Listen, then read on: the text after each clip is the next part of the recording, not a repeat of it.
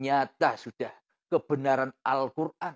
Nyata sudah haknya Al-Quran benar-benar petunjuk bagi orang-orang yang dikehendaki oleh Allah. Contoh yang kedua, zamannya Nabi Ibrahim, yakni ayahnya. Dikisahkan ayahnya itu salah seorang pembuat patung, pembuat berhala, pembuat arca.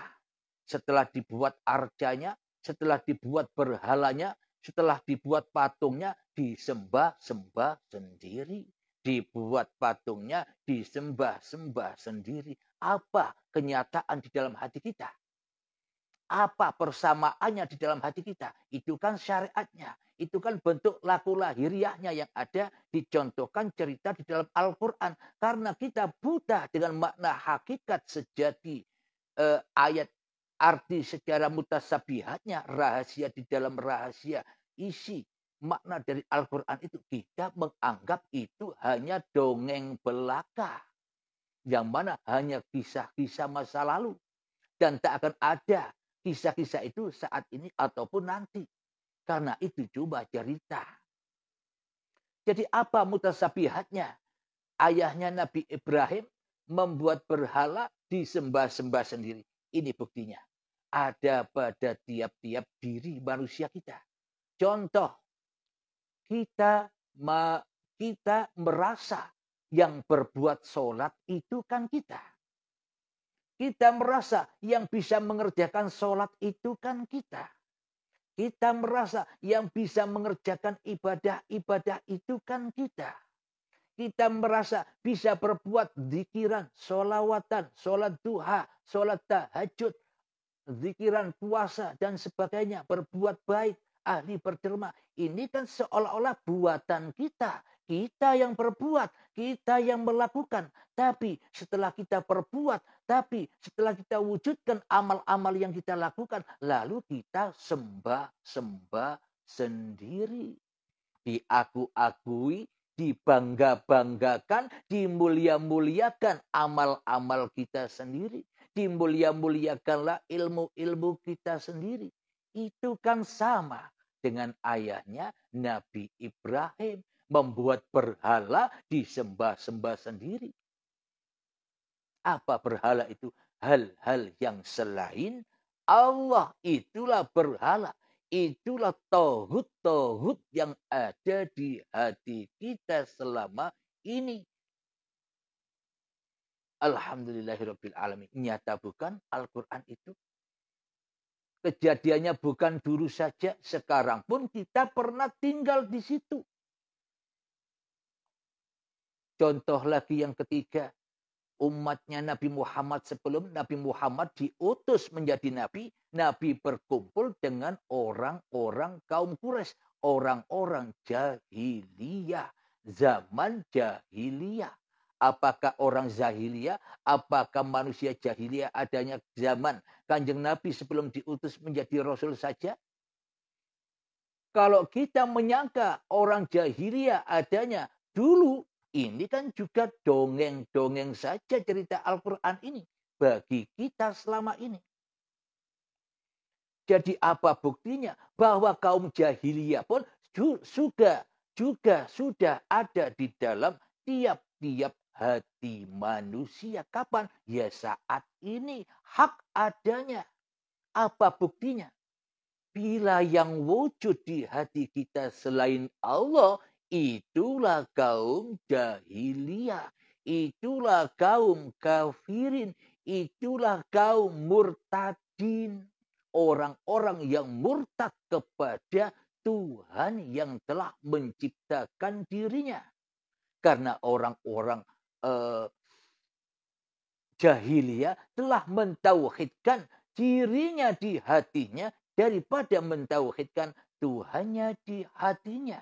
Inilah tanda bahwa kita pun selama ini juga mengalami nasib seperti kaumnya Nabi Muhammad saat Nabi Muhammad belum dilahirkan, yakni kaum jahiliyah. Nyata sekali Al-Quran. Al-Quran ini adalah petunjuk dari Allah untuk kembali kepada Allah. Alhamdulillahirabbil alamin. Mohon maaf, minum dulu.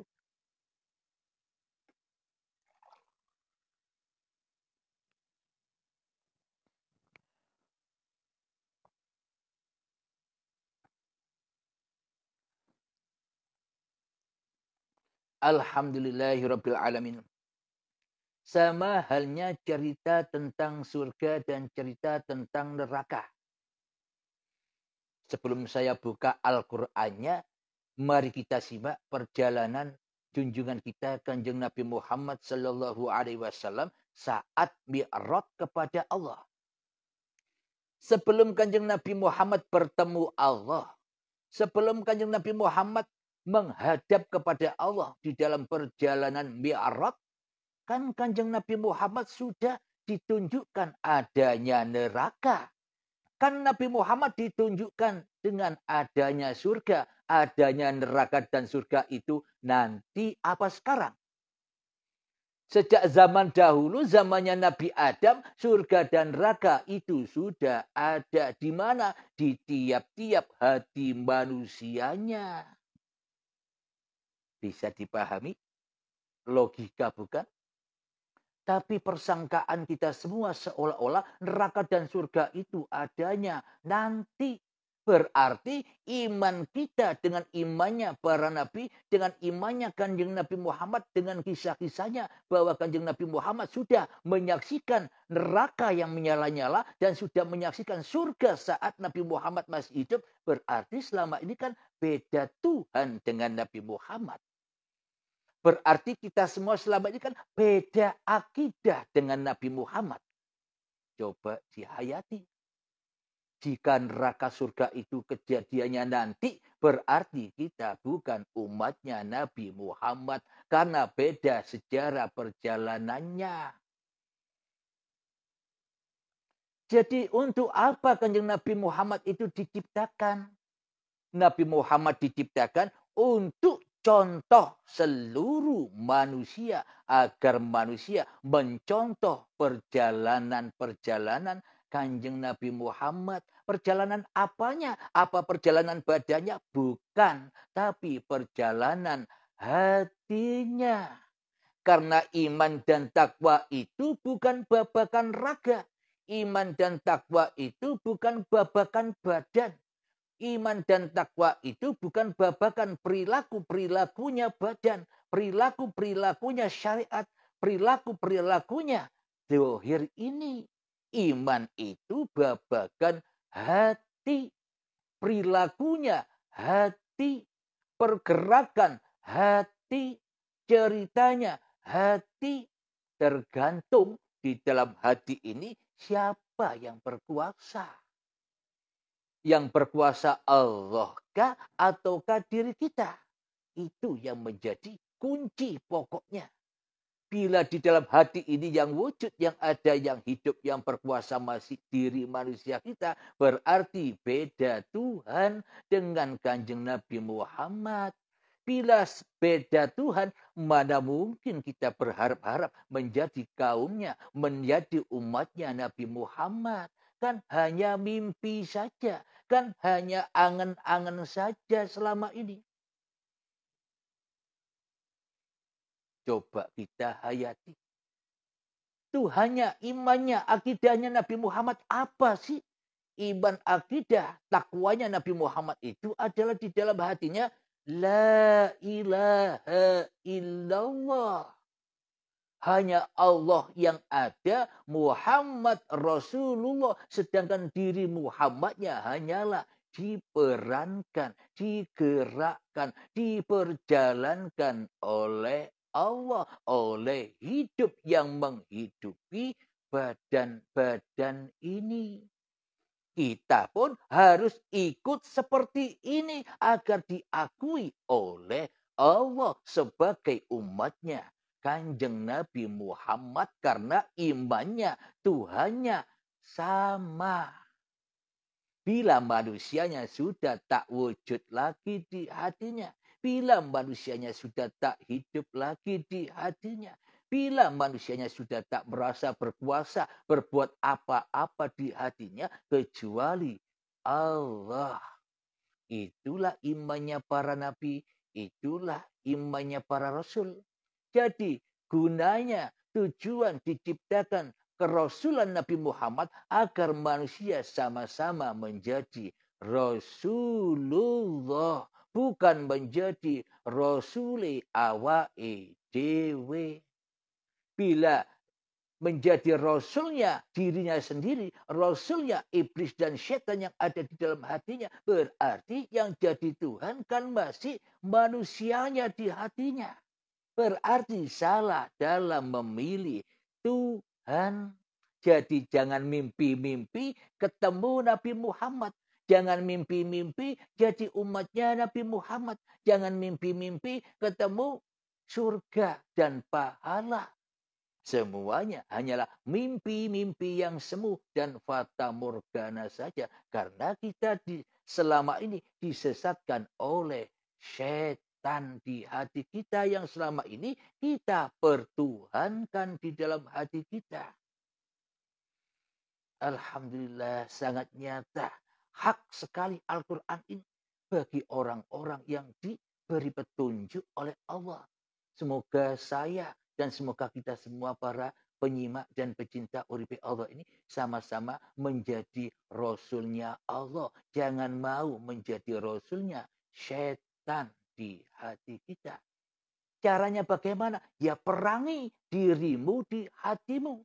Mari kita belajar untuk memerangi diri kita di hati kita yang biasa kita lakukan 3 menit atau 5 menit. Saya tunggu. Anda wajib masuk ke dalam dirimu di hatimu. Alhamdulillahirabbil alamin. Mari kita persiapkan hati kita. Mari kita persiapkan senjata-senjata kita untuk meruntuhkan kerajaan-kerajaan, untuk meruntuhkan kekuasaan-kekuasaan iblis, setan, jin, hawa nafsu di dalam hati kita selama ini. Apa pedangnya? Pedangnya adalah keyakinan, pemahaman bahwa sebenarnya yang gaib itu dirimu, yang wujud Tuhanmu. Cocok dengan ajaran Islam. Wujud kita baka. Siapa yang wujud, siapa yang tidak wujud. Apakah cocok bila Allahnya tidak wujud, yang wujud manusianya di hatinya? Cocokkah itu dengan ajaran Allah dan Nabi Muhammad? Inilah yang untuk buat kita bekal keyakinan, pedang untuk menghunjam, untuk menghunus musuh-musuh di hati kita. Mari kita berperang. Bismillahirrahmanirrahim. Mengheningkan cipta, mulai masuklah ke dalam dirimu, cari musuhmu, tebas, kalahkan dia. Bismillah, silakan.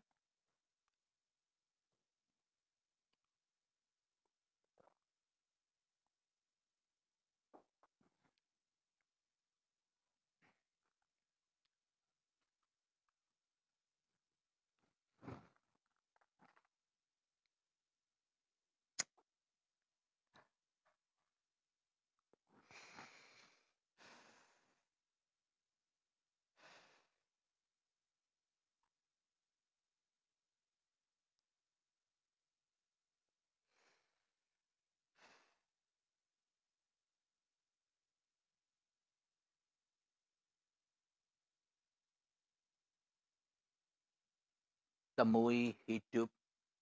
Hidup yang Anda sangka selama ini hidup Anda, temui.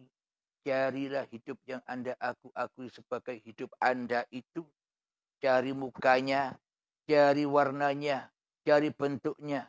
Apakah hidup yang Anda akui selama ini berupa? Apakah hidup yang Anda akui sebagai hidup Anda ini selama ini berbentuk? Apakah hidup yang Anda akui sebagai hidup Anda ini selama ini berwajah, berupa, berwarna, berbau? Silakan cari. Buktikan bahwa bila hidup ini hidup Anda, buktikan mana dia, di mana dia. Cari sampai ketemu. Kalau Anda sudah menemukannya, Anda bisa mengalahkan diri Anda dan Anda bisa mengalahkan musuh-musuh Anda, yakni iblis, setan, jin, hawa nafsu, dulur papat limo pancer itu akan tumbang. Silakan dicari hidup yang Anda akui sebagai hidup Anda itu.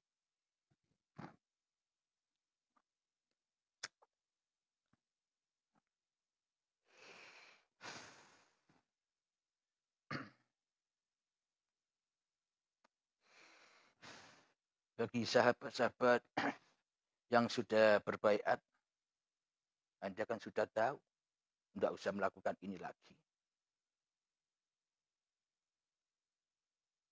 Latihan-latihan ini hanya bagi saudara-saudara, sahabat-sahabat kita yang masih perang-perangan sendiri.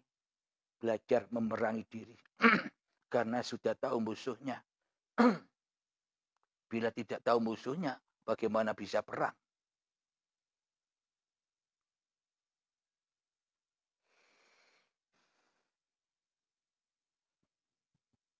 Mengheningkan cipta selesai. Alhamdulillahirabbil alamin. Bagaimana rasanya berperang? Nanti bila ada kejadian-kejadian yang aneh di dalam peperangan itu, silakan dikirimkan apa kejadiannya di nomor admin WA 0822 4564 7438. Insyaallah kami balas. Alhamdulillahirabbil alamin. Mari kita lanjut kembali bahwa sebenarnya Al-Quran ini, kitabullah ini bukan hayalan, bukan dongeng. Yang katanya kejadiannya nanti. Katanya neraka itu nanti. Bila neraka itu nanti, bila surga itu nanti, bagaimana mungkin Kanjeng Nabi Muhammad bisa memasukinya? Coba dihayati, coba ditafakuri. Bila neraka itu nanti dan surga nanti, berarti Nabi Muhammad ketika Isra Mi'raj kan tidak bisa masuk. Karena surga dan nerakanya nanti. Ketika Nabi Muhammad ditunjukkan neraka, diajak masuk ke neraka, melihat orang-orang sudah pada disiksa. Ada yang dipotong-potong sendiri lidahnya. Dipotong utuh lagi. Dipotong utuh lagi, dipotong sendiri. Ada yang tangannya dipotong-potong sendiri, utuh lagi. Dipotong-potong sendiri, utuh lagi. Ada kakinya yang dipotong-potong sendiri, utuh lagi. Dipotong-potong sendiri, utuh lagi. Ada yang kepalanya disok timah, telinganya disok timah.